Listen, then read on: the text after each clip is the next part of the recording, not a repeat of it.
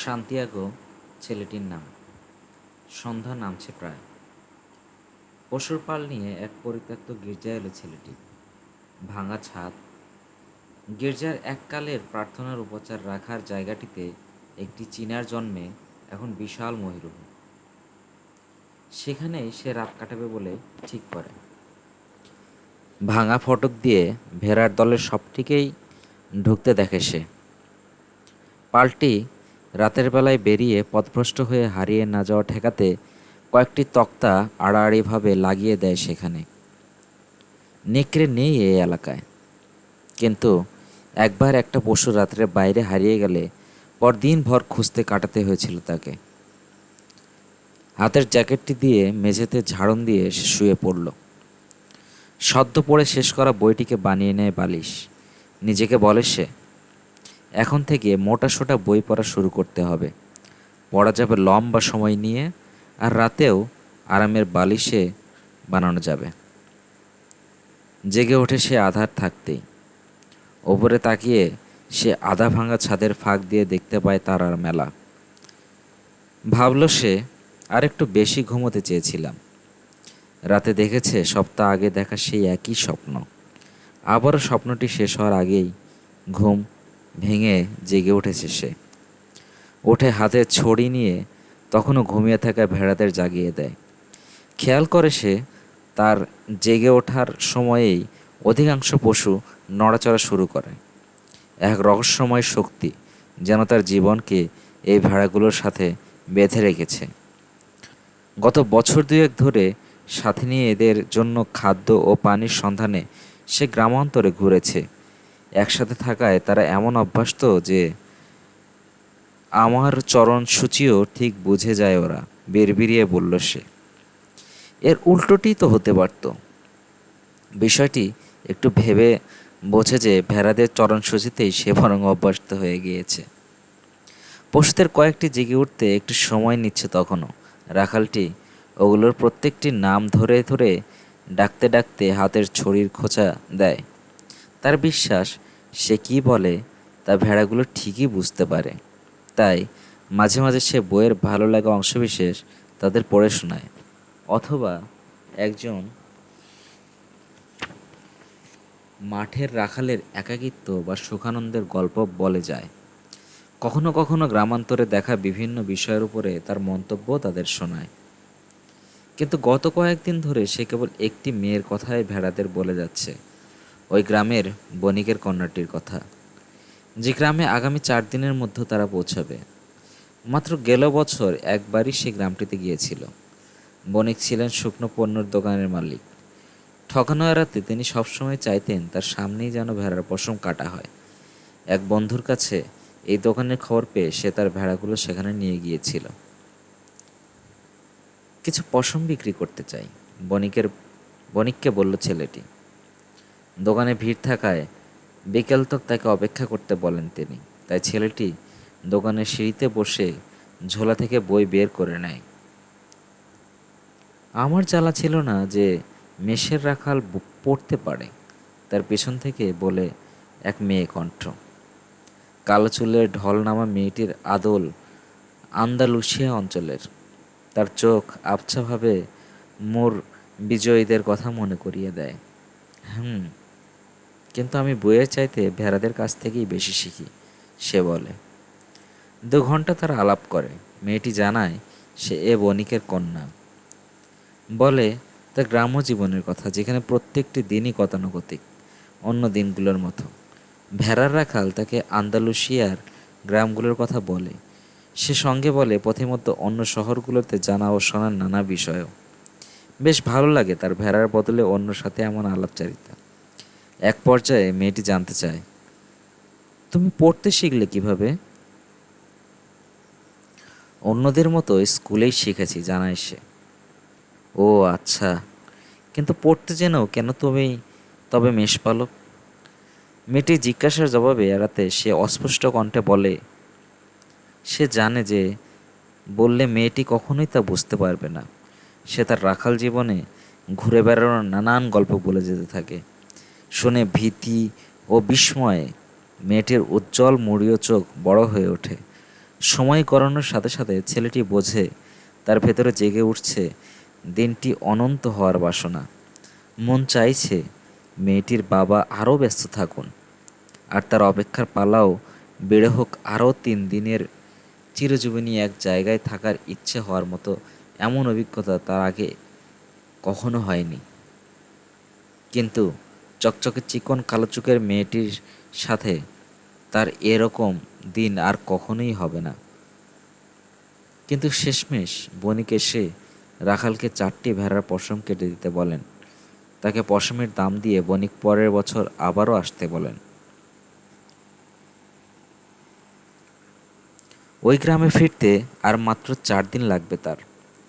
উত্তেজিত চিত্তে রাখাল ছেলেটির সংকোচ হচ্ছিল এই ভেবে যে মেয়েটি হয়তো এতদিনে তার কথা ভুলেই গেছে। এ পথে যাওয়া আসাকালে কত মেষ পালকই তো পশম বেচে, তাতে কি বলে সে ভেড়াদের। অন্য জায়গায় অন্য মেয়েদেরও চিনি, কিন্তু হৃদয় জানে যে এতে তার কিছু না কিছু এসে যায়। নাবিক বা ভ্রাম্যমান দোকানির মতো মেষের রাখালরাও জানে যে দুশ্চিন্তাহীন এই ভবঘুরে জীবনের আনন্দ ভুলে দিতে পারে এমন কেউ না কেউ আছে পথের কোনো না কোনো শহরে। ভোরের আলো ফুটছে। রাখাল তার ভেড়ার পালকে সূর্যোদয়ের দিকের পথে যাওয়ার জন্যই তাড়া দেয়। ওদের তো কোনো সিদ্ধান্ত নিতে হয় না, তাই তারা সর্বদা আমার কাছ ঘেঁষেই থাকে, ভাবে রাখাল। খাবার ও পানীয় কেবল থাকে তাদের ভাবনা জুড়ে। যতদিন রাখাল ছেলেটি আন্দালুসিয়ার সেরা পশুচারণ ভূমি খুঁজে নিতে পারবে, ততদিন ভেড়াগুলো তার এমন বন্ধু হয়েই থাকবে। হ্যাঁ, তাদের জীবনযাপন দিন একই ধারার। সূর্যোদয় আর সূর্যাস্তের মাঝে তাদের সময় আপাতত অন্তহীন, কিন্তু এ জীবন যাবৎ তারা কখনো বই পড়েনি। ছেলেটি শহরগুলোর নানা দৃশ্যপটে বর্ণনা দিলেও তারা কিছুই বোঝেনি। তাদের সন্তুষ্টি কেবল ওই ঘাসে আর পানিতে। বিনিময়ে তারা দেয় সুপ্রচুর পশম, তাদের সঙ্গ, আর কখনো কখনো মাংস। ভাবছিল সে, রাক্ষসরূপে তাদের একের পর এক হত্যা করার সিদ্ধান্ত নিয়ে পালে প্রায় সবগুলোকে জবাই করার পরই কেবল তারা ব্যাপারটি বুঝে উঠতে পারবে। আমার প্রতি নিবিড় বিশ্বাস, সহজাত প্রবৃত্তির ওপর তাদের স্বীয় আস্থাকেই ভুলিয়ে দিয়েছে, কারণ আমি তাদের খাদ্য ও পুষ্টির যোগান দিই। এসব ভাবনায় সে খুবই বিস্ময় বোধ করে। হয়তো চিনার বৃক্ষ গজানো গির্জায় এসব ভাবার কারণ। এখানেই সে একই স্বপ্ন দ্বিতীয়বার দেখেছে। বিশ্বস্ত এসব সহযোগের ওপর তার রাগ জন্মাচ্ছে এখানেই। রাতের খাবারের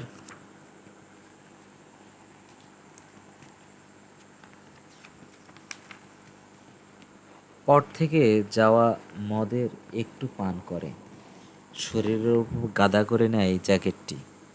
জানে সে এখন থেকে কয়েক ঘন্টা পর সূর্য মধ্য গগনে উঠে এলে এমন গরম লাগবে যে ভেড়াদের মাঠে চড়াতে নিয়ে যেতে পারবে না। গ্রীষ্মকালের এই সময়টায় স্পেনের সবাই ঘুমায়। রাত নামা পর্যন্ত এই গরম থাকায় পুরোটা সময় তাকে জ্যাকেটটি বইতে হয়েছে। এর ওজনের অভিযোগ তোলার সময় মনে পড়ে যায় এই জ্যাকেটটির কারণেই ভোরের শীতকে সইতে পেরেছে সে। এই ঋতুর বদলের জন্য তৈরি থাকতে হবে, ভাবে সে। আর ওজনদার জ্যাকেটটির উষ্ণতার জন্য সে কৃতজ্ঞচিত্ত। জ্যাকেটটির প্রয়োজনীয়তাকে সে ব্যবহার করেছে। তার জীবনের অতিষ্ঠই তার ভ্রমণ। আন্দালুসিয়া ভূখণ্ডে 2 বছরে ভ্রমণে সে এ এলাকার শহরগুলোকে চেনে। ঠিক করে এবার গিয়ে মেয়েটিকে বলবে কিভাবে তার মতো সাধারণ মেষপালক পড়তে শিখেছে। বলবে 16 বছর বয়স অবধি সে রোমান ক্যাথলিক যাজকদের এক শিক্ষাশ্রমে গিয়েছে। বাবা চাইতেন সে যেন যাজক হয়ে একটি সাধারণ কৃষক পরিবারের গর্বের উৎস হতে পারে। ভেড়াদের মতোই শুধু খাদ্য ও পানীয়ের জন্য তারা উদয়াস্ত কঠিন পরিশ্রম করেছেন। সে ল্যাটিন, স্প্যানিশ আর ধর্মতত্ত্ব অধ্যয়ন করেছে, কিন্তু শৈশব থেকে সে জানতে চেয়েছে শুধু এই পৃথিবীকেই। এই জানা তার কাছে স্রষ্টা আর মনুষ্য পাপ সম্পর্কে জানার চাইতেও ছিল অনেক বেশি গুরুত্বপূর্ণ। এক বিকেলে বাড়িতে এসে সাহস সঞ্চয় করে বাবাকে জানায় যে সে যাজক হতে চায় না, চায় ভ্রমণ করতে। পৃথিবীর সকল জায়গা থেকে মানুষেরা এই গ্রাম দিয়ে চলাচল করেছে বাছা, বলেন তার পিতা। নতুন কিছুর খোঁজে তারা আসলেও ফেরত যাওয়ার কালে আগের মানুষই থেকে যায় তারা। প্রাসাদ দেখার জন্য পাহাড়ে ওঠে তারা।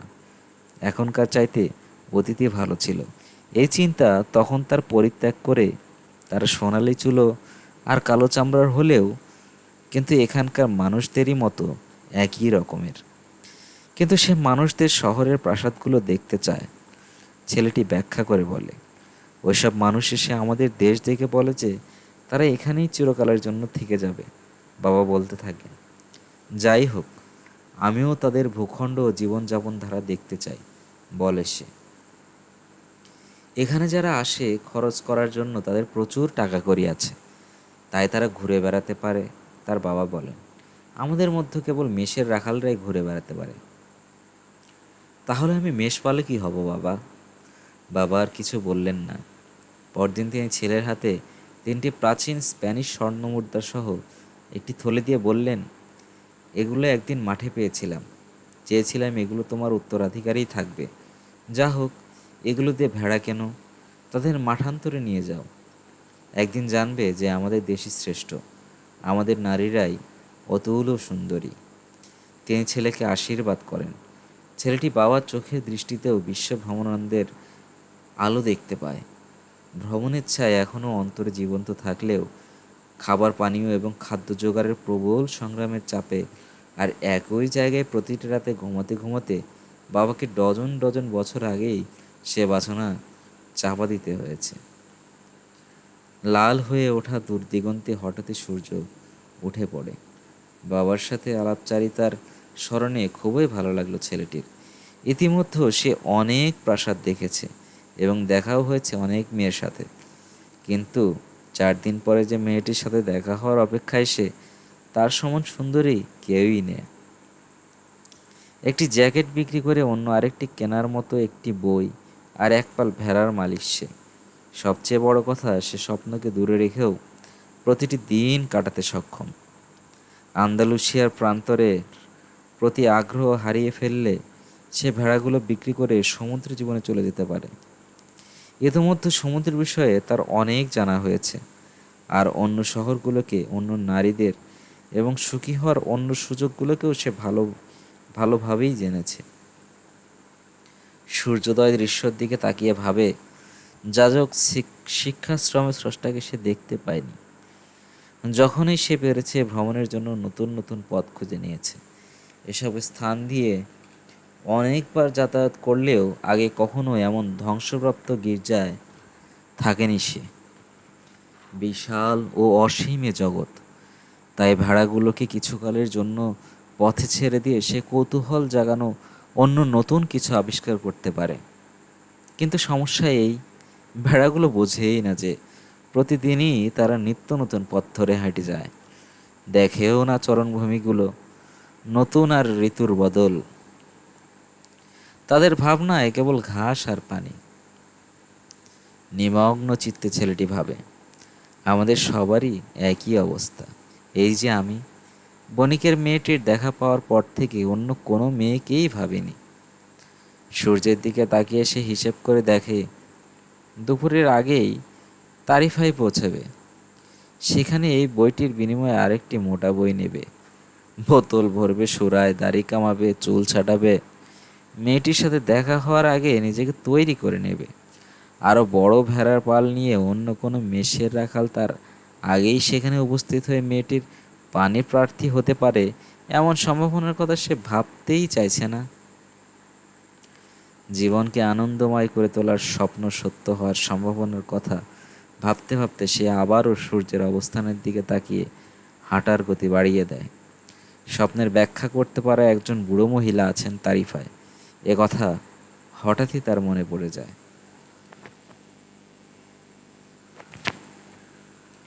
বুড়ো মহিলাটি তাকে ঘরের পিছনের একটি কামরায় নিয়ে যায়। সেটি তার বসার কামরার রঙিন পুঁতির ঝালরের পর্দায় আলাদা করা। কামরায় একটি টেবিল, যীশুখ্রিস্টের পবিত্র হৃৎপিণ্ডের প্রতিকৃতি আর দুটো চেয়ার রয়েছে। বৃদ্ধা নিজে বসে তাকেও বসতে বলেন। তারপর তিনি তার দুটি হাত তার হাতে নিয়ে নীরবে প্রার্থনা শুরু করেন।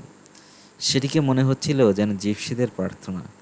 পথিমধ্যে ছেলেটির জিপসিদের সাথে দেখা হওয়ায় অভিজ্ঞতা হয়েছে।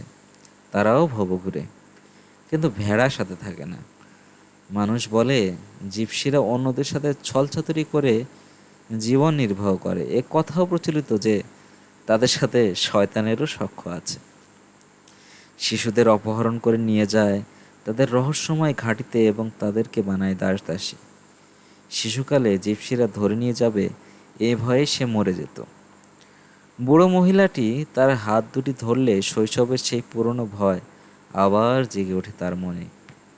নিজেকে আশ্বস্ত করার চেষ্টা করে এই ভেবে যে মহিলাটির ঘরে যীশুখ্রিস্টের পবিত্র হৃৎপিণ্ডের প্রতিকৃতি তো আছেই। হাত কেঁপে উঠুক এটা সে চায় না। বৃদ্ধাকে দেখাতে চায় না যে সে ভয় কাতরে। মনে মনে সে প্রভুর সমীপে প্রার্থনা করে। বাহ, বেশ ভালো তো। তার হাত থেকে চোখ একটুও না সরিয়ে মহিলাটি কথা বলে আবার চুপ হয়ে গেলেন। ছেলেটি বিচলিত হয়ে পড়ে। হাত কাঁপতে থাকে। সে কাঁপন মহিলাটি বুঝতে পারেন। ছেলেটি তাড়াতাড়ি হাত সরিয়ে নেয়। এখানে হাতের তালুর রেখা পরানোর জন্য আসেনি। মনে মনে এখানে আসার জন্য অনুশোচনা করে ছেলেটি বলে ওঠে। মুহূর্তের জন্য ভাবে সে কিছু না জেনেই মহিলার ফি দিয়ে এখান থেকে চলে যাওয়াই ভালো। আসলে বারংবার দেখা স্বপ্নটিকে একটু বেশিই গুরুত্ব দিচ্ছে সে। তুমি তো এখানে এসেছো তোমার স্বপ্ন সম্বন্ধে জানতে, বৃদ্ধা মহিলাটি বলেন। স্বপ্ন স্রষ্টার ভাষা। আমাদের ভাষায় বললেই কেবল ব্যাখ্যা করতে পারি যে তিনি কী বলেছেন, কিন্তু আত্মার ভাষা বলা, তার কথায় একমাত্র তুমিই বুঝতে পারবে। সে যাই হোক, তোমাকে পরামর্শ দেওয়ার জন্য কিন্তু ফি ধার্য করছি। আর একটি চালাকি, ভাবে ছেলেটি। কিন্তু সে একটি ঝুঁকি নেবে বলে ঠিক করে। মেষের রাখালরা সর্বদাই নেকড়ে আর খরার সাথে ঝুঁকি নেয়। সেজন্যই তাদের জীবন এমন উত্তেজনায় ভরপুর। একই স্বপ্ন দুবার দেখেছি, সে বলে। স্বপ্নে দেখেছি আমি ভেড়াদের নিয়ে মাঠে, সেখানে একটি শিশু এসে পশুদের সাথে আলাপ খেলা শুরু করে। কেউ এমন করুক তা আমি পছন্দ করি না, কারণ ভেড়া অচেনাদের ভয় পায়, কিন্তু শিশুরা ভেড়াদের ভয় পায় না। তাদের সাথে খেলা করতে পারে। জানি না কেন, এও জানি না পশুগুলি কিভাবে মানুষের বয়স বুঝতে পারে। তোমার স্বপ্ন সম্পর্কে আরও বিশদ বলো, মহিলাটি বললেন। আমাকে রাত্রে যেতে হবে। তোমার কাছে তো বেশি টাকা কড়ি নেই, তাই তোমাকে বেশি সময় দিতে পারবো না। শিশুটি আরও কিছুক্ষণ ভেড়াদের সাথে খেলে। একটু মনমরা সে, তবুও বলে যায়। হঠাৎ শিশুটি আমাকে দু হাতে ধরে পাঠিয়ে দেয় মিশরীয় পিরামিডগুলোর কাছে। মহিলাটি মিশরীয় পিরামিড চেনে কিনা তা বোঝার জন্য একটু দম নেয় সে, কিন্তু তিনি কিছুই বলেন না। মিশরীয় পিরামিডগুলোর কাছে, শেষ তিনটি শব্দ সে ধীরে ধীরে উচ্চারণ করে বলে, যাতে মহিলাটি ঠিক মতো বুঝতে পারে। শিশুটি আমাকে বলে, এখানে তুমি একটি গুপ্ত ভাণ্ডার পাবে। মেয়ে শিশুটি যেই না আমাকে গুপ্তধন ভাণ্ডারের সঠিক স্থানটি দেখাতে চাইল, অমনি আমি জেগে উঠি। দুবারই এমন ঘটেছে, ছেলেটি বলল। মহিলাটি কিছুক্ষণ চুপ করে থেকে আবার তার হাত দুটি টেনে নিয়ে মনোযোগের সাথে নিরীক্ষণ করেন। এখন তোমার কাছে কোনো টাকা চাইব না, বৃদ্ধাটি বললেন। তবে গুপ্তধন পেলে এর 1/10 আমার চাই। খুশিতে ছেলে হেসে ওঠে। গুপ্তধনের স্বপ্নের কারণে তার যে সামান্য অর্থ আছে তা সঞ্চয় করে রাখতে পারবে। ঠিক আছে, আপনি স্বপ্নের ব্যাখ্যা করুন, বলে ছেলেটি। মহিলাটি বলে, প্রথমে প্রতিজ্ঞা করো যে কথা আমি বলতে যাচ্ছি তার বিনিময়ে গোপন ধনভাণ্ডারের 10 ভাগের 1 ভাগ আমাকে দেবে। রাখাল সে শপথ করে। বুড়ো মহিলাটি তাকে যীশুখ্রিস্টের পবিত্র হৃৎপিণ্ডের প্রতিকৃতির দিকে তাকিয়ে শপথটি আবারও করতে বলেন। জাগতিক ভাষার স্বপ্ন এটি, তিনি বলেন। এটার ব্যাখ্যা করতে পারি, তবে কাজটি খুবই কঠিন। তাই মনে করি তোমার প্রাপ্তির একটা অংশ আমারও পাওয়া উচিত। আমার ব্যাখ্যা এই, মিশরের পিরামিডের কাছে তুমি অবশ্যই যাবে। এগুলো সম্পর্কে কখনো কিছু শুনিনি, যেহেতু শিশুটি তোমাকে দেখিয়েছে তাই সেগুলো অবশ্যই আছে। সেখানে পাওয়া গুপ্ত ভাণ্ডারটি তোমাকে ধনী বানিয়ে দেবে। প্রথমে অবাক হয়ে ছেলেটি, তারপর বিরক্ত। এমন ব্যাখ্যার জন্য তো তার মহিলাটিকে প্রয়োজন ছিল না। তখন মনে পড়ে যে এজন্য মহিলাকে কোনো পারিশ্রমিক দিতে হচ্ছে না, শুধু এজন্যই আমার সময় নষ্ট করার দরকার নেই। ছেলেটি বলে, আমি তো বলেছি তোমার স্বপ্নটা জটিল। জীবনের সাধারণ ব্যাপারই সবচেয়ে অসাধারণ। সেসব বুঝতে পারে কেবল প্রাজ্ঞজনেরাই। আমি তো জ্ঞানী নই, তাই আমাকে অন্য কিছু কৌশল, যেমন কররেখা পড়ার কায়দা শিখতে হয়েছে। আচ্ছা, আমি কিভাবে মিশর যেতে পারি? ছেলেটি বলল। মহিলা বলল, আমি কেবল স্বপ্নের ব্যাখ্যা করতে পারি, কিন্তু জানি না কিভাবে সেগুলো বাস্তবে রূপ দেওয়া যায়। সেজন্য কন্যাদের দেয়া যৎসামান্যই জীবন নির্বাহ করতে হয়। ছেলেটি বলল, কি হবে আমার কখনো মিশর যাওয়া না হলে? মহিলাটি বলল, তাহলে আমাকে কিছুই দিতে হবে না। এমন কিন্তু এবারই প্রথম ঘটবে না।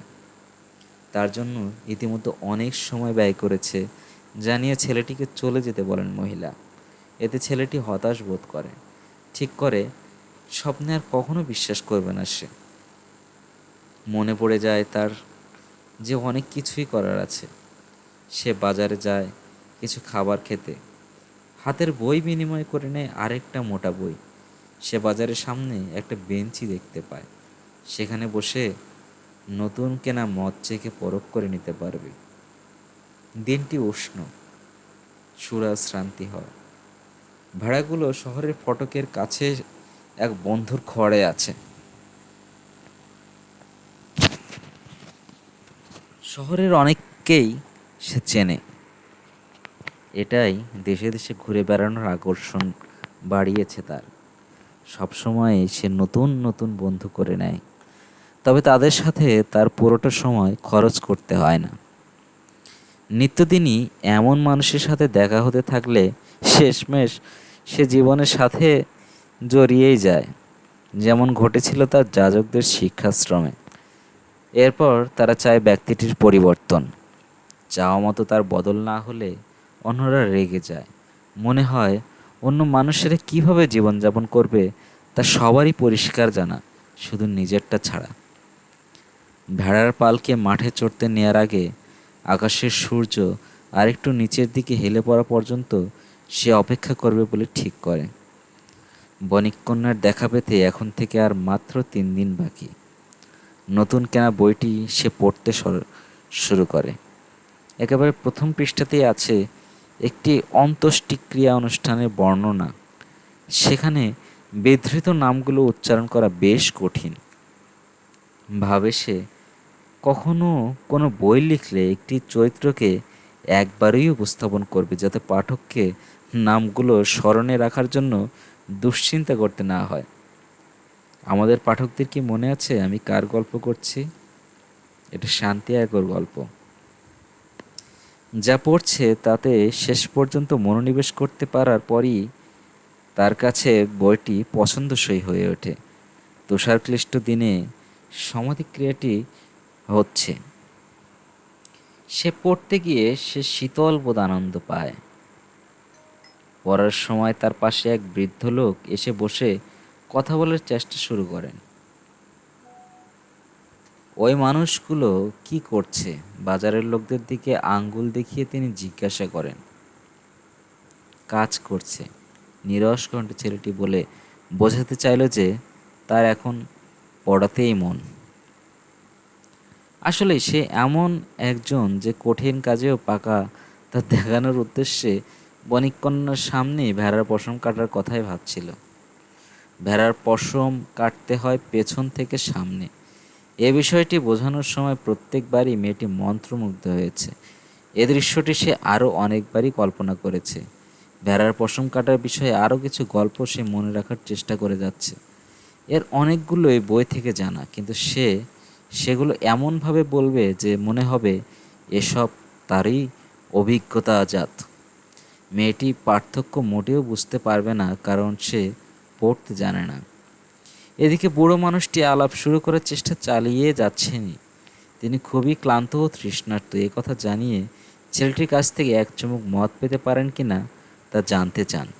ছেলেটি সুরার বোতল তাকে দেয়, এ আশায় যে তিনি এবার তাকে একা রেখে চলে যাবেন।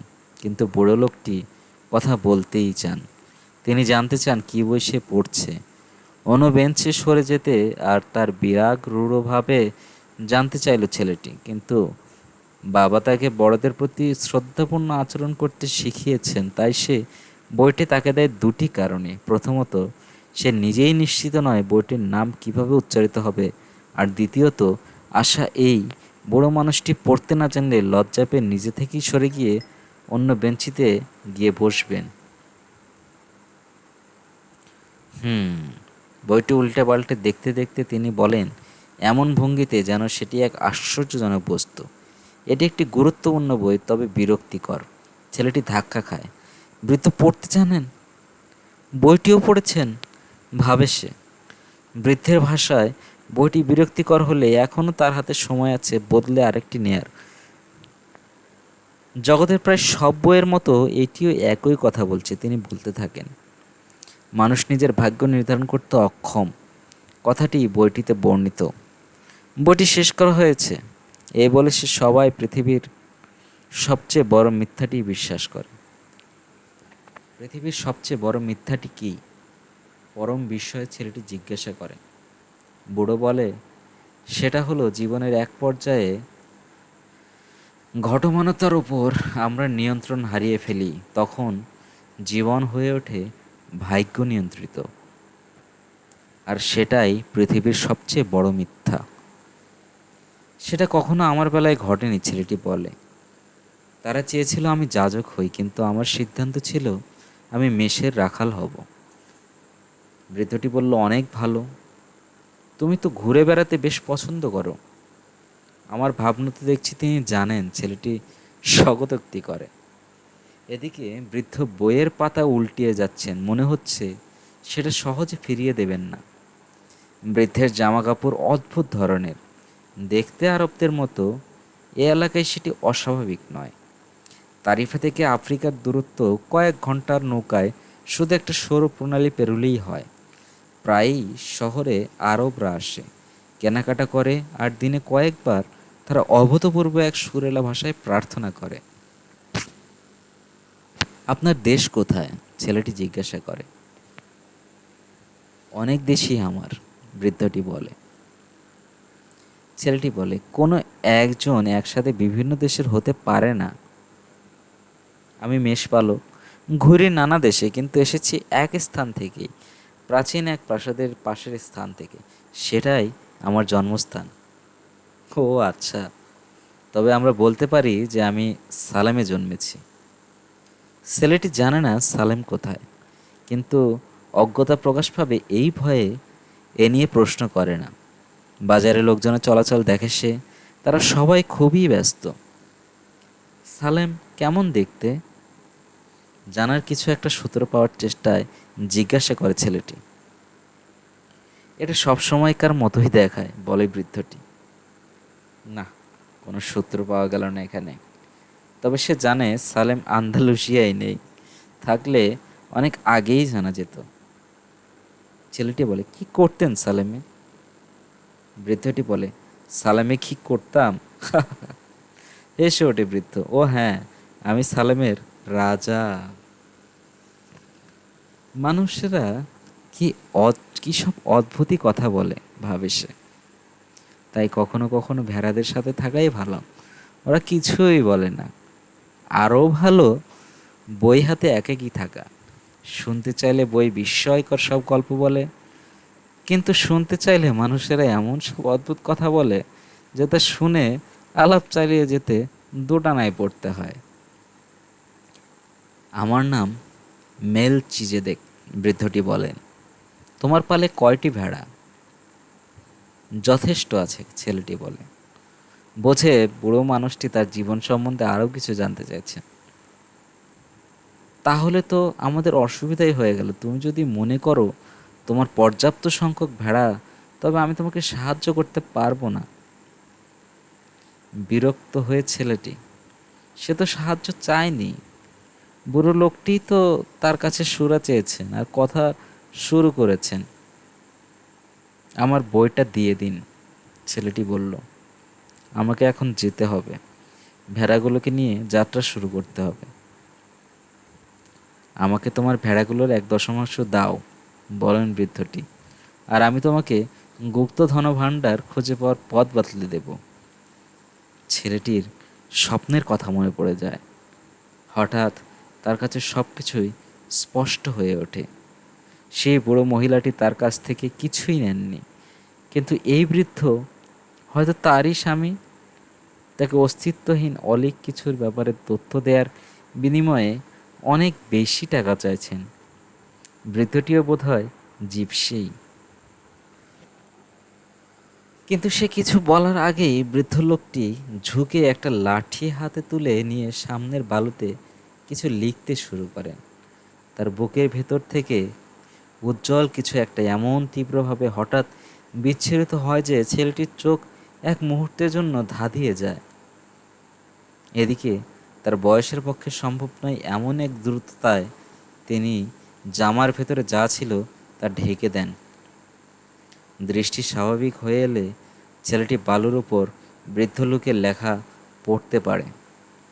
ছোট্ট এই শহরের বাজারে সামনের বালুর উপর লেখায় সে পড়ে তার বাবা মা আর সেই যাজক শিক্ষাশ্রমের নাম। আরও পড়ে বণিক কন্যার নাম, যে নামটি তখনও তার অজানা। তাছাড়া এখনও পর্যন্ত যেসব কথা কখনো কাউকেই বলেনি সেসবও সেখানে লেখা দেখে। আমি সালেমের রাজা, বৃদ্ধ লোকটি বললেন। মেষের রাখালদের সাথে তাহলে রাজা কথা বলবেন কেন? যোগপথ ভয় মেশানোর সম্ভ্রম ও অস্বস্তি নিয়ে ছেলেটি জিজ্ঞাসা করে। কয়েকটি কারণে, সবচেয়ে গুরুত্বপূর্ণটি তবে বলি, তুমি তোমার নিয়তকে জানতে সফল হয়েছ। একজন মানুষের নিয়তি কি তা ছেলেটির জানা নেই। নিয়তিকেই তুমি সবসময় পেতে চেয়েছ। যুব বয়সে প্রত্যেকেই স্বীয় ভাগ্য কি তা জানে। তাদের জীবনের এমন সময়টাতে সব কিছুই সুস্পষ্ট, সব কিছুই সম্ভব। স্বপ্নভীত নয় তারা। জীবনের সব কিছু পাওয়ার আকাঙ্ক্ষায় তারা থাকে আকুল, কিন্তু সময় পেরোনোর সাথে সাথে এক রহস্যময় শক্তি বোঝাতে শুরু করে যে ভাগ্যকে বাস্তব রূপে দেখা তাদের পক্ষে সম্ভব নয়। বৃদ্ধের বলা কোনো কথায় ছেলেটির বোধগম্য হচ্ছিল না, তবুও সে রহস্যময় শক্তি সম্পর্কে জানতে চায়। কারণ এসব কথা বললে বণিক দুহাতিরা অভিভূত হবেন। এই শক্তিকে আপাতত নেতিবাচক মনে হলেও প্রকৃতপক্ষে এটি তোমাকে ভাগ্য অর্জনে পথ দেখায়। তোমার মানসিক অবস্থা ও ইচ্ছাকে প্রস্তুত করে। কারণ এই জগতে একটা পরম সত্য আছে, তুমি যেই হও না কেন, যাই করো না কেন, তুমি সত্যি সত্যি যখন কিছু চাও, বাস্তবে সে চাওয়ার ইচ্ছা সৃষ্টি হয় জগতের আত্মার গভীর থেকে। পৃথিবীতে এটাই তোমার জীবন প্রেষণা। ভ্রমণ করতে চাইলেও কি তেমনি? কাপড়ের ব্যবসায়ীর মেয়েকে বিয়ে করতে হলেও? হ্যাঁ, এমনকি গুপ্তধনের খোঁজ করতেও। মানুষের সুখী পৃথিবীর আত্মাকে পুষ্টি দেয়, আবার অসুখী ঈর্ষান্বিত পরশ্রী কাতরতা চিত্ত তাই দেয়। স্বীয় নিয়তিকে লিখনকে বরণ করাই ব্যক্তির প্রকৃত বাধ্যবাধকতা। একের ভিতরেই সব কিছু। তুমি কিছু চাইলে সারা জগৎ সেটি পাওয়ায় তোমাকে সাহায্য করতে এগিয়ে আসে। আমি আবারও বলছি, তুমি কিছু চাইলে সারা জগৎ সেটি পাওয়ায় তোমাকে সাহায্য করতে এগিয়ে আসে। কিছুক্ষণের জন্য দুজনেই চুপ থাকে, দেখে বাজার ও শহরের মানুষদেরকে। বৃদ্ধ লোকটি প্রথমে কথা বলেন। তুমি কেন ভেড়া পালনের দিকে ঝুঁকলে? কারণ ঘুরে বেড়াতে ভালোবাসি।